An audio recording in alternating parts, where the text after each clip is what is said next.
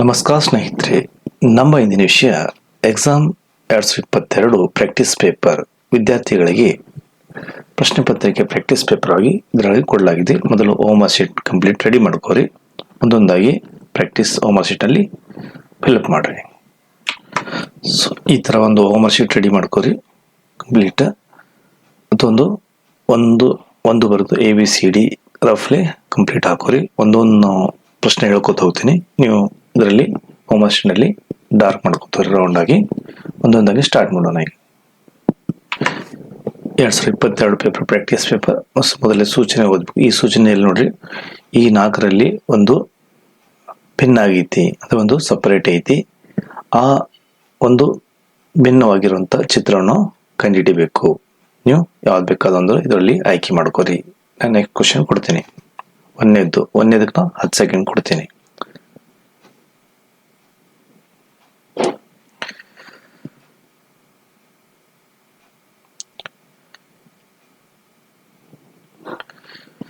ಅದೇ ಥರ ಎರಡನೇದು ಕೂಡ ಇದರಲ್ಲಿ ಯಾವುದೈತೆ ನೋಡ್ರಿ, ಭಿನ್ನ ಐತಿ. ನೀವು ಆಯ್ಕೆ ಮಾಡಿ ಹೋಮ್ವರ್ಕ್ ಶೀಟ್ನಲ್ಲಿ ಸಂಪೂರ್ಣವಾಗಿ ತುಂಬ್ರಿ. ಎರಡನೇದು ಕ್ವಶನ್ 2.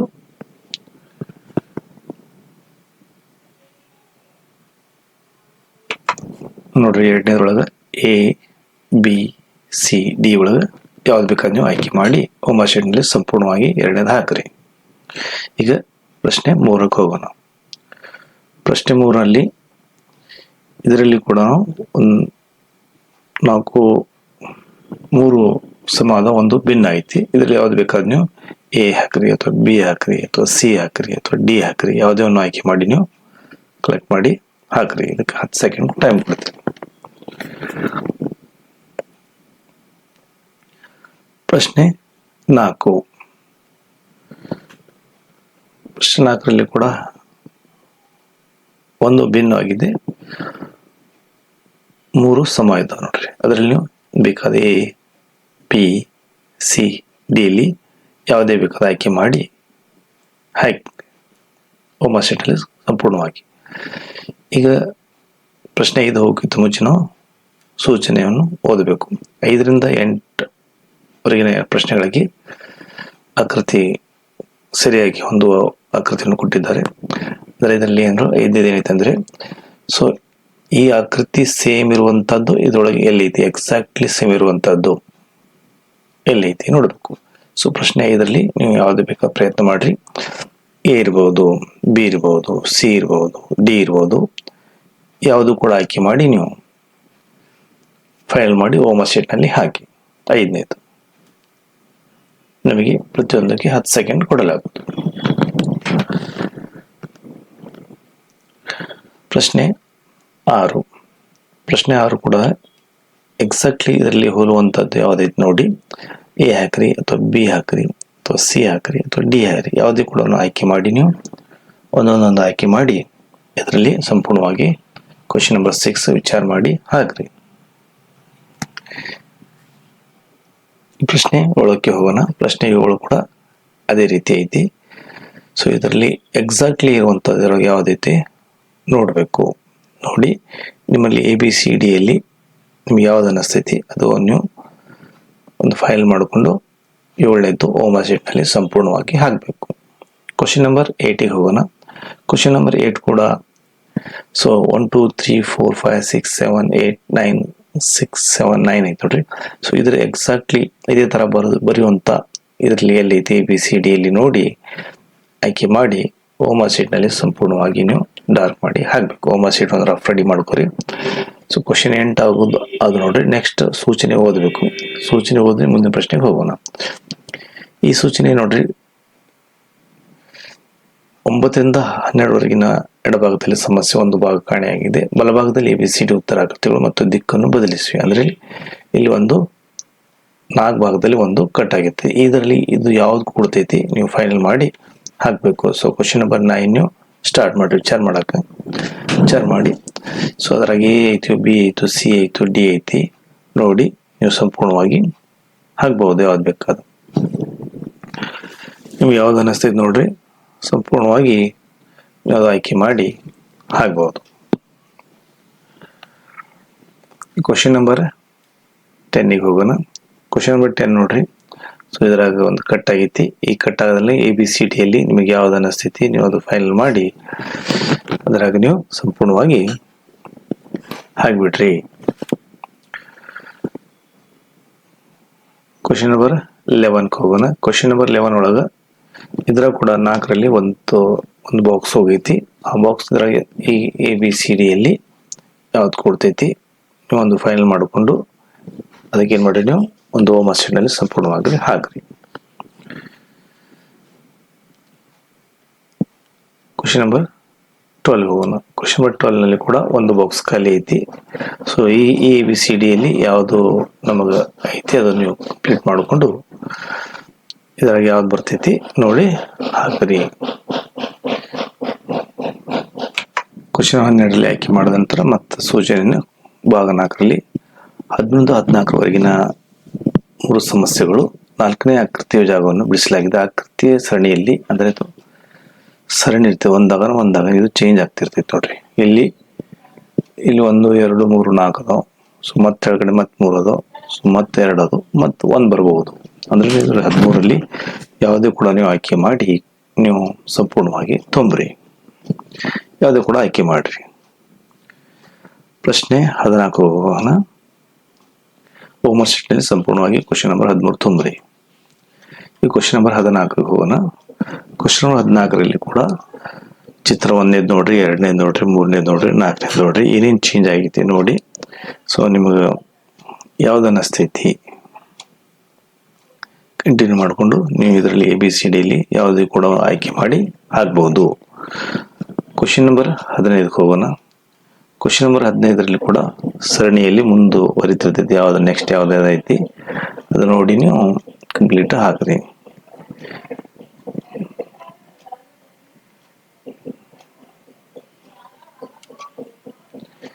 ಯಾವುದೇನೋ ಆಯ್ಕೆ ಮಾಡ್ರಿ. ಈ ಕ್ವಶನ್ ನಂಬರ್ 16ಕ್ಕೆ ಹೋಗೋಣ. ಕ್ವಶನ್ ನಂಬರ್ 16ರಲ್ಲಿ ಇಲ್ಲಿ ಕೂಡ ಒಂದು ಚಿತ್ರ ಹೆಂಗ್ ನೆಕ್ಸ್ಟ್ ಬೇರೆ ಬೇರೆ ಆಗುತ್ತೈತಿ. ಸೊ ಅದರಲ್ಲಿ ABCDಯಲ್ಲಿ ನಿಮಗೆ ಇದರೊಳಗೆ ಯಾವ್ದು ಅನ್ನಿಸ್ತೈತಿ ಸಂಪೂರ್ಣವಾಗಿ ಒಂದು ನೋಡಿ ಏನ್ ಮಾಡ್ರಿ ಹೋಮ್ ಅಸೈನ್ಮೆಂಟ್ ಸಂಪೂರ್ಣವಾಗಿ ಹಾಕ್ರಿ. ಕ್ವಶನ್ ನಂಬರ್ 16 ಆಯ್ತು. ನೆಕ್ಸ್ಟ್ 17 to 20 ಏನಾಯ್ತು ನೋಡ್ರಿ. ಇಲ್ಲಿ ಇದು ಪ್ರಶ್ನೆ ಏನ್ ಕೊಟ್ಟಾರಂದ್ರೆ ಆಕೃತಿ ಸಮಸ್ಯೆ ನಡುವೆ ಈ ಚಿತ್ರ ಈ ಸಮಸ್ಯೆ ಆಗಿದೆ, ಇದಕ್ಕೆ ಪ್ರಶ್ನೆ ಇದು ಉತ್ತರ ಆಗಿದೆ, ಈ ಪ್ರಶ್ನೆ ಈ ಉತ್ತರವನ್ನು ನಾವು ಬಿಡಿಸ್ಬೇಕು. ಅಂದ್ರೆ ಇಲ್ಲಿ ಪ್ರಶ್ನೆ ಇದು ಉತ್ತರ ಐತೆ, ಈ ಪ್ರಶ್ನೆಯನ್ನು ಇಲ್ಲಿ ಉತ್ತರವನ್ನು ಸಾಲ್ವ್ ಮಾಡಬೇಕು. Question number 17 ಬಿಡಿಸ್ರಿ. ಯಾವ್ದು ಬರ್ತೈತೆ ನೋಡ್ರಿ, ನಿಮಗೆ ಯಾವ್ದು ಅನಿಸ್ತದೆ ABCDಯಲ್ಲಿ ಅದು ನೀವು ಹಾಕ್ರಿ. Question number 17. ಕ್ವಶನ್ ನಂಬರ್ 18 ಕೂಡ ಇದು ಪ್ರಶ್ನೆ ಇದು ಉತ್ತರ, ಇಲ್ಲಿ ಯಾವ್ದು ಬರ್ತೈತೆ ನೋಡ್ರಿ ಅನಿಸ್ತೈತಿ, ನಿಮ್ಗೆ ಯಾವ್ದು ಅನಿಸ್ತೈತಿ ABCDಯಲ್ಲಿ ಯಾವುದೇ ಕೂಡ ನೀವು ABCDಯಲ್ಲಿ ಹಾಕ್ರಿ. ಹೋಮ್ ಅಸೈನ್ಮೆಂಟ್ ಡಾರ್ಕ್ ಮಾಡ್ರಿ. ಕ್ವಶನ್ ನಂಬರ್ 19 ಹೋಗೋಣ. ಕ್ವಶನ್ ನಂಬರ್ 19 ವಿಚಾರ ಮಾಡ್ರಿ. ABCDಯಲ್ಲಿ ವಿಚಾರ ಮಾಡಿದ್ರೆ ಓಕೆ. ವಿಚಾರ ಮಾಡಿದ್ಮೇಲೆ ಇದರಲ್ಲಿ ಬರುವಂತ ABCDಯಲ್ಲಿ ಯಾವ್ದು ಬೇಕಾದ್ ನೀವು ಹಾಕ್ಬಹುದು. ಕ್ವಶನ್ ನಂಬರ್ 20 ಹೋಗೋಣ. ಕ್ವಶನ್ ನಂಬರ್ 20 ಒಳಗ ಮತ್ತೆ ವಿಚಾರ ಮಾಡ್ರಿ.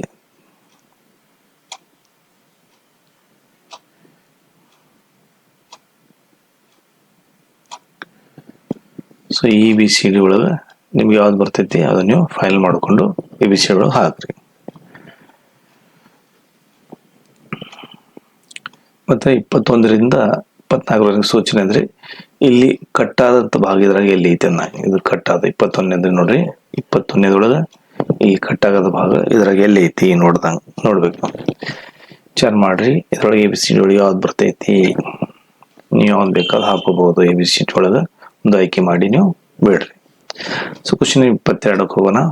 ಕ್ವಶನ್ 22 ಕೂಡ ಇದ್ರೊಳಗೆ ಯಾವ ಭಾಗ ಇದ್ರಾಗ ಕೂಡ್ತೈತಿ ನೀವು ಫೈನಲ್ ಮಾಡ್ಕೋಬೇಕು. ಕ್ವಶನ್ 22. ಸೊ ABCDಯಲ್ಲಿ ಯಾವ್ದು ಬೇಕಾದ್ ನೀವು ಆಯ್ಕೆ ಮಾಡಬಹುದು. ಕ್ವಶನ್ ನಂಬರ್ 23 ಒಳಗ ABCD ಒಳಗ ಯಾವುದೇ ಕೂಡ ನೀವು ಆಯ್ಕೆ ಮಾಡ್ಕೋರಿ. 23 ಒಳಗ ABCD ಒಳಗ ಯಾವ್ದು ಬೇಕಾದ ಆಯ್ಕೆ ಮಾಡ್ಕೋರಿ. ಈ ಕ್ವಶನ್ ನಂಬರ್ 24 ಹೋಗೋಣ. Question number 24. ಸೊ ಇದರಲ್ಲಿ ಅದೇ ರೀತಿ ಒಂದು ಈ ಭಾಗ ಇದ್ರಾಗ ಎಲ್ಲಿ ಕೊಡ್ತೈತೆ ನೋಡ್ರಿ. ಸೊ ABCD ಒಳಗೆ ನಿಮ್ಗೆ ಯಾವ್ದು ಅನಿಸ್ತೈತಿ ಒಂದು ಫೈಲ್ ಮಾಡಿಕೊಂಡು ನೀವು ಹೋಮ್ ಅಸೈಟ್ ಅಲ್ಲಿ ಸಂಪೂರ್ಣವಾಗಿ ಹಾಕಿರಿ. ಈಗ ನೆಕ್ಸ್ಟ್ ಸೂಚನೆ ಓದಿ. 25ರಿಂದ 28ವರೆಗೆ ಇರುವ ಚಿತ್ರಗಳನ್ನು ನಾವು XY ಅಂದ್ರೆ ಕನ್ನಡಿ ಮಿರರ್, ಅಂದ್ರೆ ಕನ್ನಡಿ ಮಿರರ್ ನೋಡಿ, ಇದು ಲೆಫ್ಟ್ ಟು ರೈಟ್ ಆಗುವಂತದ್ದು ಚಿತ್ರ.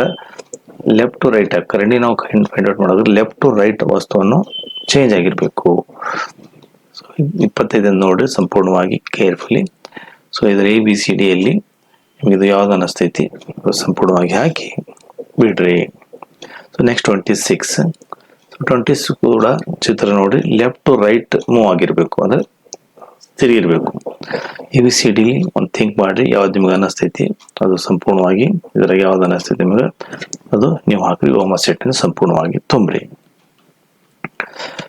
ಕ್ವಶನ್ ನಂಬರ್ 27 ಒಳಗೆ ಕೂಡ ಹಂಗೆ CROP ಐತಿ. CROP ಒಳಗೆ ನೋಡ್ರಿ ಲೆಫ್ಟ್ ಟು ರೈಟ್ ಆಗಬೇಕು, ಸಿ ಕೊನೆಗೆ ಬಂದಿರಬೇಕು, ಲೆಫ್ಟ್ ಟು ರೈಟ್ ಆಗಿರ್ಬೇಕು, ಅಂದ್ರೆ ಲೆಫ್ಟ್ ಟು ರೈಟ್ ಆಗಿರುವಂತ ನೋಡ್ರಿ.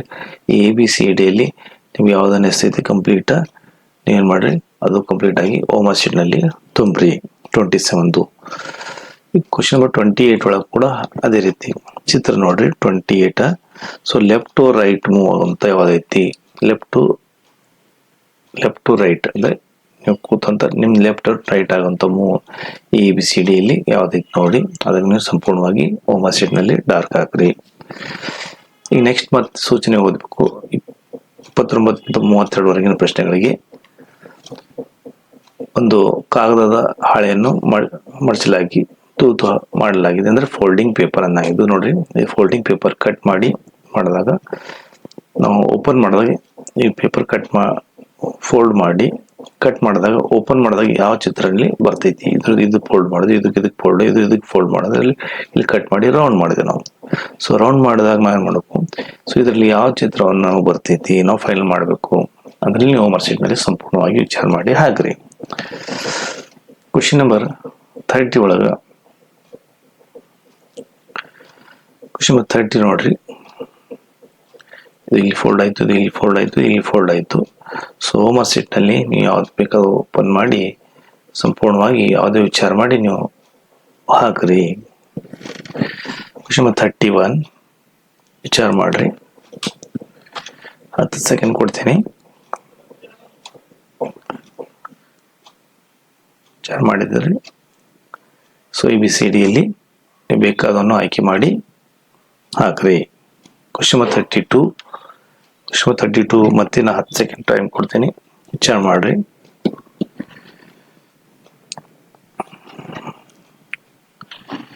ಸೊ ಯಾವ್ದು ಅನಿಸ್ತೈತಿ ನೋಡ್ರಿ ಅದಕ್ಕೆ ನೀವು ಹೋಮ್ ಅಸೈಟ್ ನಲ್ಲಿ ಸಂಪೂರ್ಣವಾಗಿ ಡಾರ್ಕ್ ಹಾಕ್ರಿ. ಕ್ವಶನ್ ನಂಬರ್ 33-36 ಅಂದ್ರೆ ನೋಡ್ರಿ ಇವೆಲ್ಲ ತುಂಡು ಇರ್ತಾವ. ಈ ತುಂಡು ಜೋಡಿಸಿದ್ರೆ ಯಾವ ಆಕಾರ ಬರ್ತೈತಿ ಅಂದ್ರೆ ಕಂಡು ಹಿಡಿಬೇಕು. 33 ನೋಡ್ರಿ ಈ ಎಲ್ಲಾ ತುಂಡುಗಳು ಜೋಡಿಸಿದ್ರೆ ನಮಗೆ ಯಾವ ಆಕಾರ ಬರ್ತೈತಿ ಅದ್ ನಾವು ಕಂಡು ಹಿಡಿಬೇಕು. ಸೊ ಜೋಡಿಸಿ ನೋಡ್ರಿ 10 ಸೆಕೆಂಡ್ ಟೈಮ್ ಕೊಡ್ತೀನಿ. ABCD ಯಲ್ಲಿ ಯಾವ್ದು ಬರ್ತೈತಿ ನೋಡ್ರಿ, ನೀವು ಯಾವುದೇ ಬೇಕಾದ್ರೆ ಆಯ್ಕೆ ಮಾಡಿ ಹಾಕ್ಬಹುದು. ಸೊ ನೆಕ್ಸ್ಟ್ 34 ಕ್ವಶನ್ ನಂಬರ್ 34 ನೋಡ್ರಿ. ಇಲ್ಲಿ ಕೂಡ 3 ತುಂಡು ಕೊಟ್ಟಾರ. ಆ ತುಂಡುಗಳನ್ನ ಜೋಡಿಸಿದ್ರೆ ಇಲ್ಲಿ ನಿಮಗೆ ಯಾವ್ದು ಆನ್ಸರ್ ಬರ್ತೈತಿ ಅದಕ್ಕೆ ನೀವು ABCD ಯಲ್ಲಿ ಯಾವ್ದು ನೀವು ಜೋಡಿಸಿದ್ರೆ ಯಾವ್ದು ಬರ್ತೈತಿ ನೋಡ್ರಿ ಅದು ನೀವು ಸಂಪೂರ್ಣವಾಗಿ ಡಾರ್ಕ್ ಮಾಡಿ ಹಾಕ್ರಿ. ಕ್ವಶನ್ ನಂಬರ್ 35 ಹೋಗ್ತೀನಿ. ಇಲ್ಲಿ ಕೂಡ 4 ತುಂಡುಗಳು ಕೊಟ್ಟಾರ ನೋಡ್ರಿ. ಈ 4 ತುಂಡುಗಳಲ್ಲಿ ಜೋಡಿಸಿದ್ರೆ ಯಾವ್ದು ABCD ಯಲ್ಲಿ ಜೋಡಿಸಿದ್ರೆ ಯಾವ್ದು ನಮಗೆ ಆನ್ಸರ್ ಬರ್ತೈತಿ ನೀವು ಹೋಮ್ ಅಸೈಟ್ ನಲ್ಲಿ ಸಂಪೂರ್ಣವಾಗಿ ಹಾಕಿರಿ. ಕ್ವಶನ್ ನಂಬರ್ 36 ಕೂಡ ಇಲ್ಲಿ ಕೂಡ 4 ಚಿತ್ರ ತುಂಡುಗಳ ಕೊಟ್ಟಾರ. ಆ ಜೋಡಿಸಿದ್ರೆ ಯಾವುದು ಬರ್ತೈತಿ ಕಂಡುಹಿಡಿದು ಹೋಮ್ ಅಸೈಟ್ ನಲ್ಲಿ ಸಂಪೂರ್ಣವಾಗಿ ಹಾಕಿ. ಕ್ವಶನ್ ನಂಬರ್ 37 ನೋಡ್ರಿ. ಏನಿದೆ ಇದು ಅಡಗಿರುವ ಅಂದ್ರೆ ಸೂಚನೆ 37-40 ಏನೈತಂದ್ರೆ ಈ ಸಮಸ್ಯೆ ಇದರಲ್ಲಿ ಎಲ್ಲಿ ಅಡಗೈತಿ ಅಂದ್ರೆ ಆಕೃತಿ ಅಡಗಿರುವ ಉತ್ತರವನ್ನು ಕಂಡುಹಿಡಬೇಕು. 37ರಿಂದ 40ವರೆಗೆ ಇರುವ ಸಂಖ್ಯೆನು ಈ ಚಿತ್ರ ನೋಡ್ರಿ, ಈ ಚಿತ್ರದಲ್ಲಿ ಎಲ್ಲರೇ ಅಡಗಿರ್ತೈತಿ ಅಂದ್ರೆ 37ನೇದು ನಾ ಏನ್ ಮಾಡ್ತೀನಿ ನಿಮಗೆ 10 ಸೆಕೆಂಡ್ ಟೈಮ್ ಕೊಡ್ತೇನೆ, ನೀವು ಬಿಡಿಸ್ರಿ. ಸೊ ಈ ಚಿತ್ರ ನೋಡ್ರಿ ಎಲ್ಲಿ ಅಡಗೈತಿ ಸೊ ನೀವು ABCD ಯಾವ್ದು ಬೇಕಾದ್ ನೋಡ್ರಿ. ಸೊ ನೀವು ಯಾವುದೇ ಒಂದು ಆಯ್ಕೆ ಮಾಡಿ ಹೋಮ್ ಅಸೆಟ್ನಲ್ಲಿ ಸಂಪೂರ್ಣವಾಗಿ ಡಾರ್ಕ್ ಹಾಕ್ರಿ. ಕ್ವಶನ್ ನಂಬರ್ 38 ಹೋಗ್ತೀನಿ ನೋಡ್ರಿ. ಸೊ ಈ ಚಿತ್ರ ನೋಡ್ರಿ, ಈ ಚಿತ್ರ ABCDಯಲ್ಲಿ ಈ ಚಿತ್ರ ಎಲ್ಲಿ ಅಡಗೈತಿ ನೋಡ್ರಿ, ವಿಚಾರ ಮಾಡಿ ಹಾಕ್ರಿ. ಸೊ ನಿಮ್ಗೆ ಯಾವ್ದು ಅನಿಸ್ತೈತಿ ಸಂಪೂರ್ಣವಾಗಿ ಡಾರ್ಕ್ ಮಾಡ್ರಿ. ಕ್ವಶನ್ ನಂಬರ್ 39 ಬರ್ತೀನಿ ನೋಡ್ರಿ. 39 ಕೂಡ ಹಂಗೆ ಈ ಚಿತ್ರ ಸಂಪೂರ್ಣವಾಗಿ ನೋಡಿ. ಈ ಚಿತ್ರ ABCDಯಲ್ಲಿ ಎಲ್ಲಿ ಅಡಗಿದೆ ನೋಡಿ. ABCD ಎಲ್ಲಿ ಅಡಗಿತ್ತು ನೋಡ್ರಿ, ಅಲ್ಲಿ ನೀವು ಡಾರ್ಕ್ ಮಾಡಿ ಸಂಪೂರ್ಣವಾಗಿ ಹಾಕಿರಿ. ಕ್ವಶನ್ ನಂಬರ್ 40 ಕೂಡ ಹಂಗೆ ನೋಡ್ರಿ.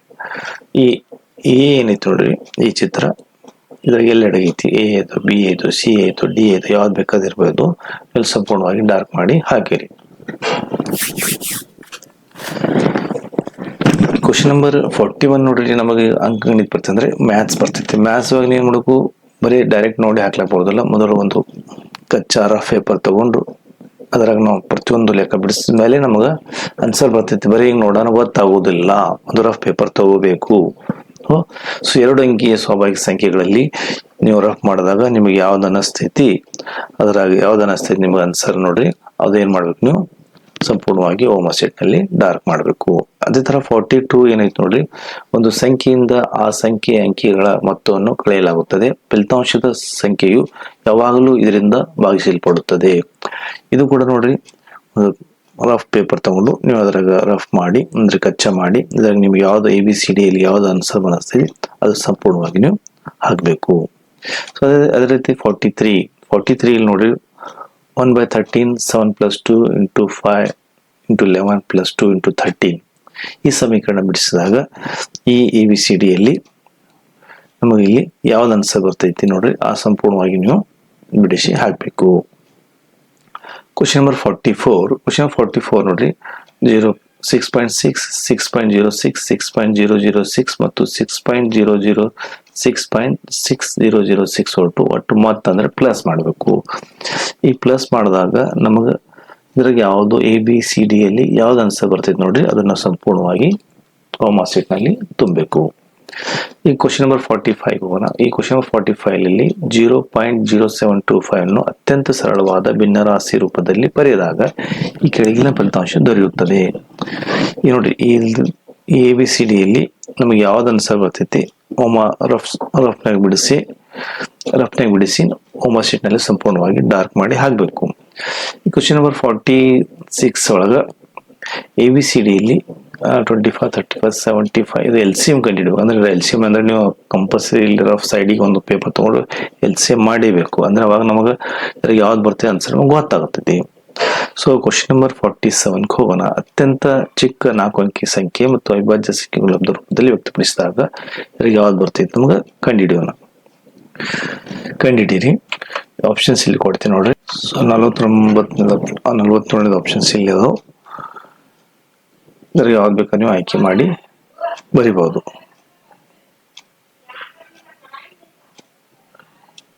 ಕ್ವಶನ್ ನಂಬರ್ 48, 72, 180 ಇದ್ರಾಗ ಅವುಗಳ ಲಸ ಯಾವ್ದು ಆಗ್ತೈತಿ ನೋಡ್ರಿ, ಅದು ನೀವೇನ್ ಮಾಡ್ರಿ ಸಂಪೂರ್ಣವಾಗಿ ತುಂಬ್ರಿ. ಕ್ವಶನ್ ನಂಬರ್ 49 ಒಳಗೆ ಬಿಡಿಸ್ರಿ.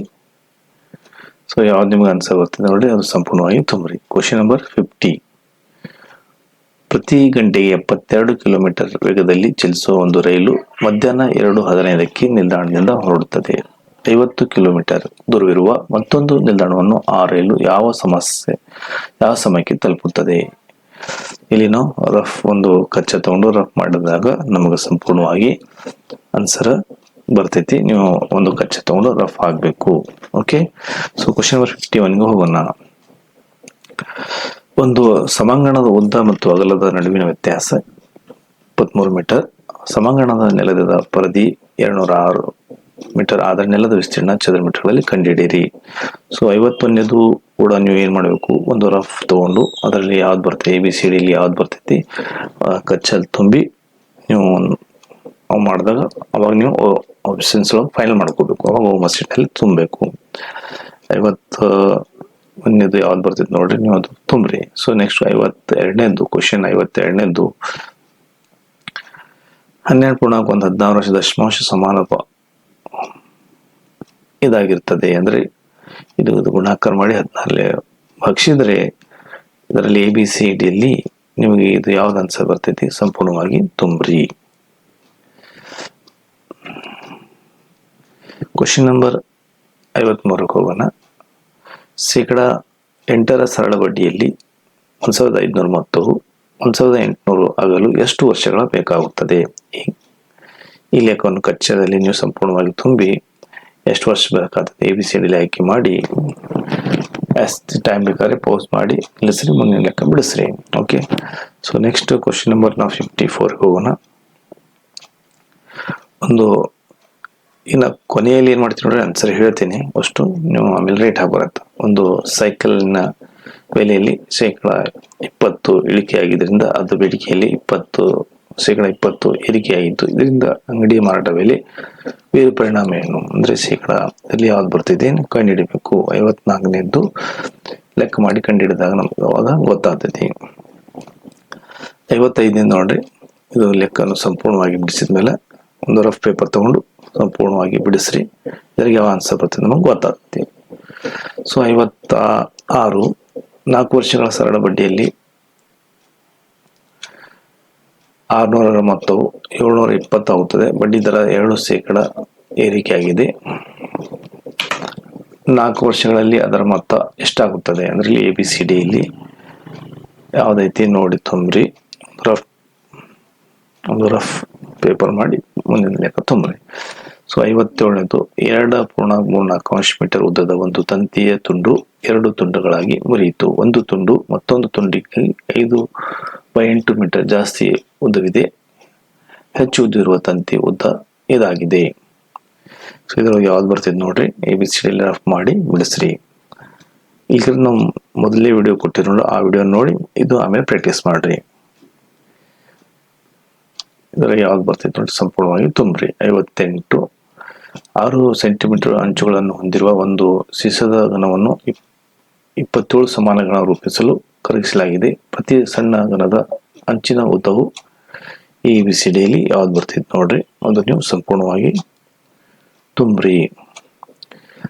59 2100 ಅವಿಭಾಜ್ಯ ಆಪರ್ತನ ಇದಾಗಿದೆ. ಅಂದ್ರೆ ಇಲ್ಲಿ ಲಸ ತೆಗೆದ್ರೆ ಅಷ್ಟು ಏನ್ ಮಾಡ್ರಿ ತೆಗೆದು ಇದು ಈ ತರ ಅವಿಭಾಜ್ಯ ಸಂಖ್ಯೆ ಯಾವ್ದೈತೆ ನಾವು ಕಂಡುಹಿಡಿಯಬಹುದು.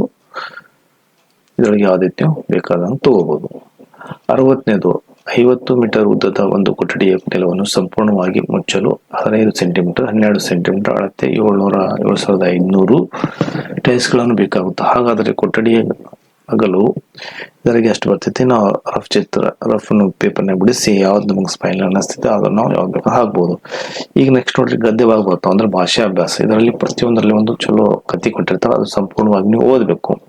ಇದನ್ನು ಕೂಡ ಕತಿ ಆದ್ಮೇಲೆ ಒಂದು ಸಂಪೂರ್ಣವಾಗಿ ABCD ಅಲ್ಲಿ ಒಂದೊಂದು ಪ್ರಶ್ನೆ ಕೊಟ್ಟಿರ್ತಾರೆ, ಆ ಪ್ರಶ್ನೆಗೆ ಉತ್ತರವನ್ನು ಓದಬೇಕು. ಅಂದು ಭಾನುವಾರದ ದಿನವಾಗಿತ್ತು.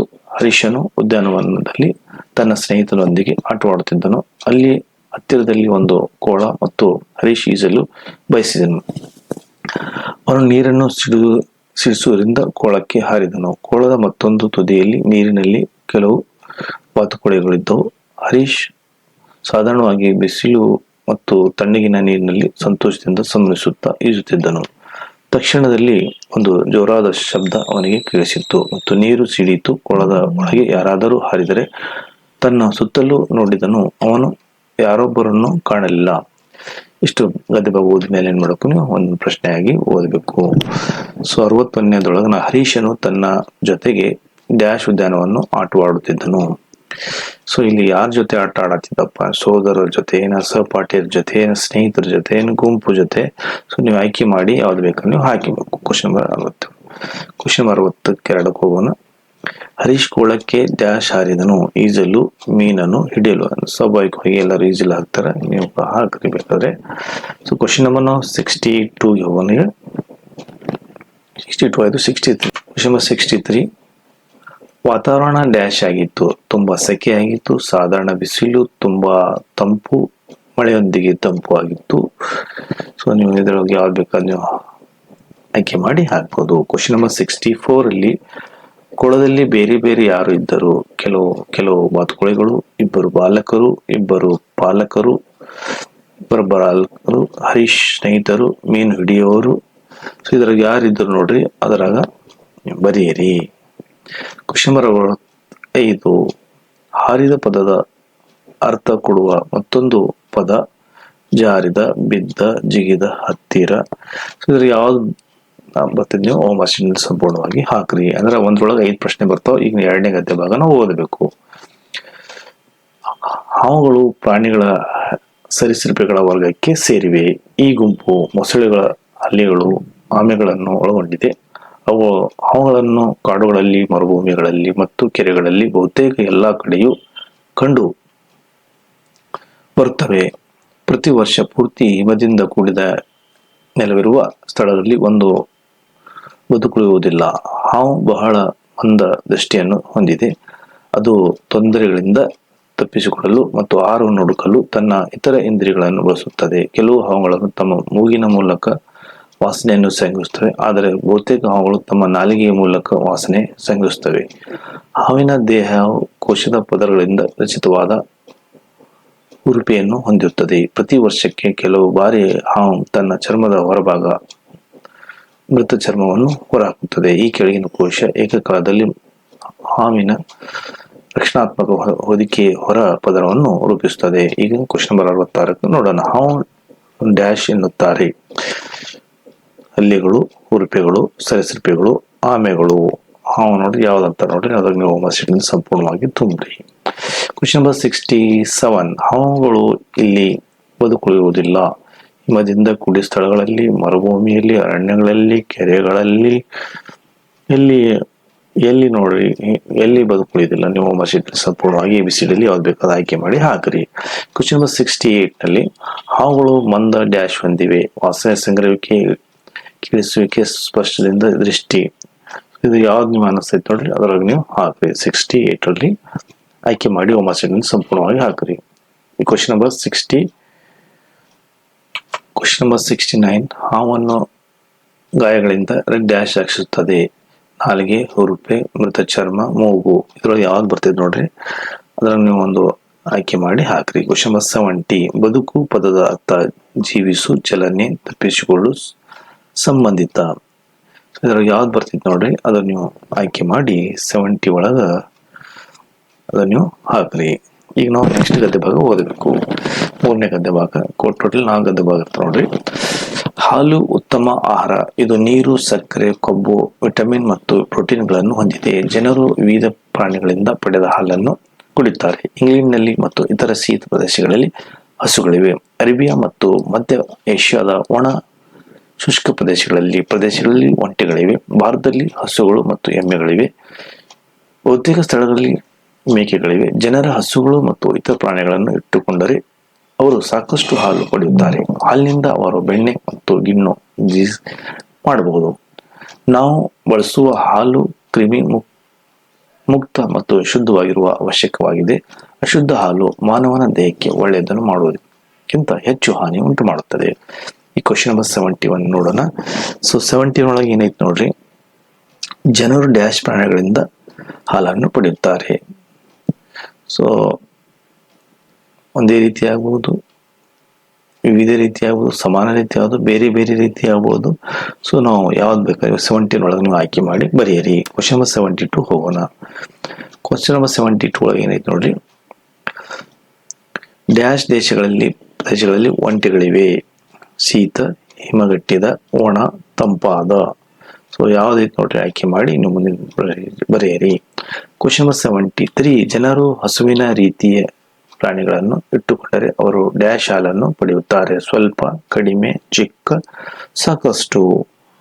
ಸೊ 73 ಒಳಗೆ ನಿಮ್ಗೆ ಯಾವ್ದು ಅನಿಸ್ತೈತಿ ಹೋಮ್ವರ್ಕ್ ಅಲ್ಲಿ ಸಂಪೂರ್ಣವಾಗಿ ತುಂಬಿ. ಕ್ವಶನ್ ನಂಬರ್ 74, ನಾವು ಬಳಸುವ ಹಾಲು ಶುದ್ಧವಾಗಿರುವುದು ಡ್ಯಾಶ್ ಅವಶ್ಯಕ, ಅನಾವಶ್ಯಕ, ಅನಪೇಕ್ಷಿತ, ಅನಗತ್ಯ. ನಿಮ್ಗೆ ಯಾವ್ದು ಅನಿಸ್ತೈತಿ ನೋಡ್ರಿ ಸಂಪೂರ್ಣವಾಗಿ ತುಂಬ್ರಿ. ಕ್ವಶನ್ ನಂಬರ್ 75, ಹಾನಿ ಪದದ ಅರ್ಥ ಡ್ಯಾಶ್ ಪದಕ್ಕೆ ಸಮಾನವಾಗಿದೆ. ಲಾಭ, ಮರುಹೊಂದಿಸು, ನಷ್ಟ, ಸ್ಥಿರ. ನಿಮ್ಗೆ ಯಾವ್ದು ಅನಿಸ್ತೈತಿ ನೋಡ್ರಿ ಸಂಪೂರ್ಣವಾಗಿ ನೀವು ಹೋಮ್ ಅಸೈನ್ಮೆಂಟ್ನಲ್ಲಿ ಆಯ್ಕೆ ಮಾಡಿ ತುಂಬ್ರಿ. ಈ ಕೊನೆ ಗದ್ಯ ಭಾಗನೂ ಓದಿ ತುಂಬೋಣ. ಒಂದು ಸಲ ನಾವು ಒಂದು ಊರಿನ ಭೇಟಿ ನೀಡಿದ್ದೇವೆ. ಅಲ್ಲಿ ಹಲವು ಕುಟುಂಬಗಳು ತಾವು ತಯಾರಿಸಿದ ಜೇಡಿಮಣ್ಣಿನ ವಸ್ತುಗಳು ಮಾರಾಟ ಮಾಡುತ್ತಿದ್ದರು.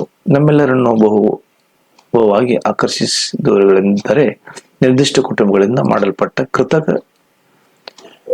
ಹಣ್ಣುಗಳು ಮತ್ತು ತರಕಾರಿಗಳು. ನಾವು ಸೇಬು ಹಣ್ಣುಗಳು, ಕಿತ್ತಳೆ ಮತ್ತು ಟೊಮ್ಯಾಟೊಗಳನ್ನು ನೋಡಿದ್ದೆವು. ಅಂತ ಉತ್ತಮ ಆಕಾರ ಮತ್ತು ಬಣ್ಣದಿಂದ ಕೃತಕವಾಗಿ ತಯಾರಾಗುವುದನ್ನು ನಿಜವಾದ ಒಳಗಡೆ ಕಷ್ಟದಿಂದ ವ್ಯತ್ಯಾಸೀಕರಿಸಿದ್ದೆವು. ಅವರು ಎಲ್ಲರಿಂದ ಹೆಚ್ಚಿನ ಮೆಚ್ಚುಗೆಯನ್ನು ಬಗೆಯಾಗಿ ಪಡೆದರು. ಈಗ ನಾವು ಕ್ವಶನ್ಗೆ ಹೋಗೋಣ. ಪ್ರಶ್ನೆ 76. ಒಂದು ನಿರ್ದಿಷ್ಟ ಕುಟುಂಬಕ್ಕೆ ಜೇಡಿ ಮಣ್ಣಿನ ಡ್ಯಾಶ್ ಮಾಡಿತು. ಮೇಜುಗಳು ಮತ್ತು ಕುರ್ಚಿಗಳು, ಹಣ್ಣು ಮತ್ತು ತರಕಾರಿಗಳು, ಆಟಿಕೆ ಮತ್ತು ಮಡಿಕೆಗಳು, ಹುಂಡಿ ಮತ್ತು ಚೆಂಡುಗಳು. ನಮಗೆ ಇದ್ರಾಗ ಯಾವ್ದಾಯ್ತು ನೋಡಿ ನೀವು ಆಯ್ಕೆ ಮಾಡಿ 76 ಯಾವ್ದು ಬೇಕು ಆಯ್ಕೆ ಮಾಡಿ ನೀವು ಹಾಕ್ರಿ. ಕ್ವಶನ್ 77 ಹೋಗೋಣ. ನಾವು ಹಣ್ಣುಗಳನ್ನು ನಿಜವಾದವು ಒಳಗಡೆ ಕಷ್ಟದಿಂದ ವ್ಯತ್ಯಾಸೀಕರಿಸಿದೆವು. ಪ್ರಾಕೃತಿಕ, ಕೃತಕ, ಮೂಲ, ವಾಸ್ತವ. ಇದರೊಳಗೆ ಯಾವ್ದು ನೋಡಿ ಆಯ್ಕೆ ಮಾಡಿ ನೀವು ಹಾಕ್ರಿ. ಕ್ವಶನ್ 78. ಅಂತ ಎನ್ನುವ ಪದ ಕ್ರಿಯಾಪದ, ಕ್ರಿಯಾ ವಿಶೇಷಣ, ಸಂಬಂಧವಾಚಕ. ಸೊ ಇಲ್ಲಿ ಸ್ವಲ್ಪ ಗ್ರಾಮರ್ ನೀವು ಓದಿದ್ರೆ ಗೊತ್ತಾಗ್ತೈತಿ. ಸೊ ಕನ್ನಡ ಗ್ರಾಮರ್ ಸ್ಪಷ್ಟವಾಗಿ. ಸೊ ಇಲ್ಲಿ 78 ನಿಮ್ಗೆ ಯಾವ್ದು ಅನಿಸ್ತಿದ್ ನೋಡ್ರಿ ಅದು ಸಂಪೂರ್ಣವಾಗಿ ತುಂಬ್ರಿ. ಕ್ವಶನ್ 79. ವ್ಯತ್ಯಾಸ ಪದದ ಸಮಾನ ಅರ್ಥ ಡ್ಯಾಶ್ ಅಂತರ ಬೇರೆಯಾಗಿದೆ, ಮಿಶ್ರಣ, ಭ್ರಮೆ, ತಪ್ಪು.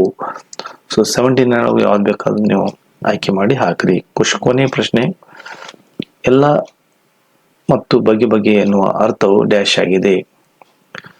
ನಿರ್ದಿಷ್ಟ, ನಿಖರ, ಎಲ್ಲರೂ, ಕೆಲವು. ಈ 82 ನೀವು ABC ಒಳಗೆ ಯಾವ್ದು ಬೇಕು ಆಯ್ಕೆ ಮಾಡಿ ಹಾಕ್ರಿ.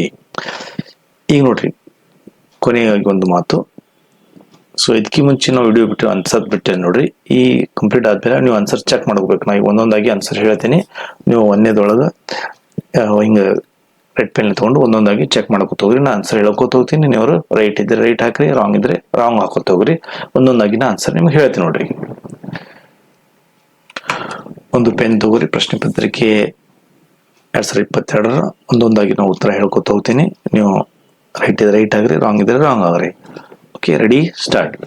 So 1D, 2C, 3C, 4B, 5B, 6A, 7A, 8D, 9B, 10A. ನೀವು ಒಂದೊಂದಾಗಿ ಹಾಕೋತವ್ರಿ. 11A, 12D, 13A, 14B, 15B, 16B, 17D, 18B, 19A, 20B, 21A, 22C, 23C, 24A, 25C. So ಒಂದೊಂದಾಗಿ ರೈಟ್ ಹಾಕ್ರಿ.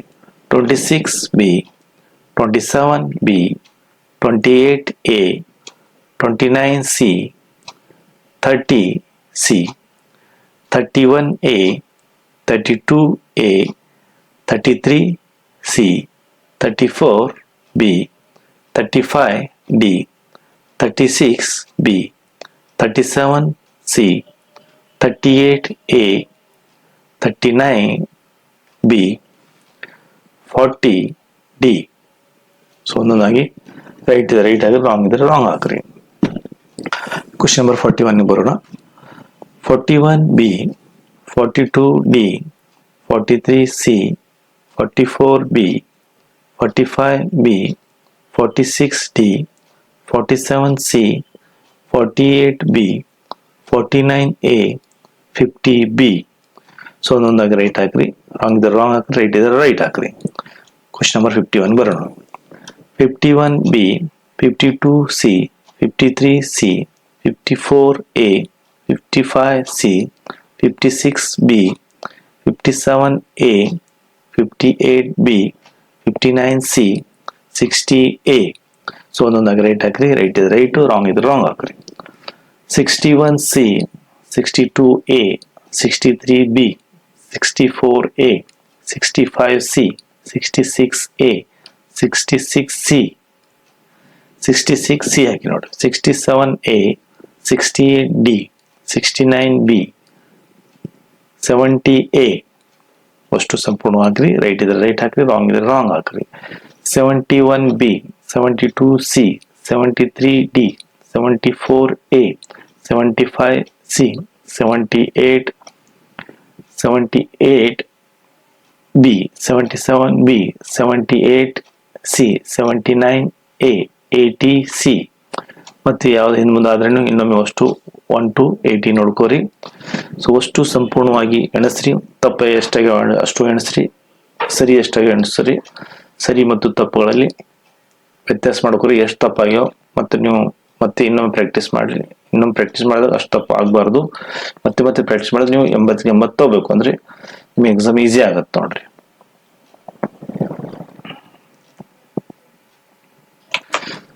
Thank you for visit in this video. Thank you for sharing this video. Thank you for subscribe. Share for all group. Thank you for watching.